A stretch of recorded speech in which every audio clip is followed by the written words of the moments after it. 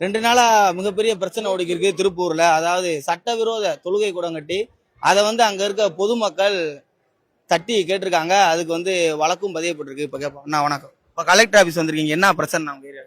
இப்போ ஒரு 6 மாசத்துக்கு முன்னாடி இருந்தே அந்த பகுதியில் தொழுகை தொடர்ந்து நடந்துட்டு இருக்குது அப்படின்னு சொல்லிட்டுங்க. அதுக்கு முன்னாடியெல்லாம் அந்த இடம் கிடையாதுங்க. இப்போ 2017 ஒரு கட்டடம் கட்டுறாங்க. அந்த கட்டடத்தில் ஒரு இஸ்லாமியர் கட்டி அதுல இருந்து உணவு இலவசமாக கொடுக்க போறோம் அப்படின்னு சொல்லிட்டு அந்த கட்டடம் கட்டினாங்க. அந்த பகுதியில் மக்கள் எல்லாம் கேட்கும் போது இப்ப என்ன அனுமதி, வீடுன்னு வாங்கி கட்டினாங்களா இல்ல மசூதி அந்த மாதிரி எப்படி? இல்ல வீடுன்னு சொல்லி தான் அவங்க வாங்கி கட்டி இருக்கிறாங்க.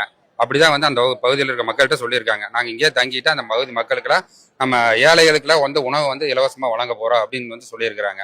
ஆனா தொடர்ந்து அவங்க கொஞ்ச நாள் கொடுத்துட்டு இருந்தாங்க. அப்படியே காலப்போக்கில் என்ன பண்ணாங்க, அந்த நபர் வேற ஒரு நபருக்கு இஸ்லாமிய நபருக்கு அது கொடுத்துட்டு போயிடுறாங்க. அது ட்ரஸ்ட் மூலியமா அதை பதிவு பண்ணிடுறாங்க.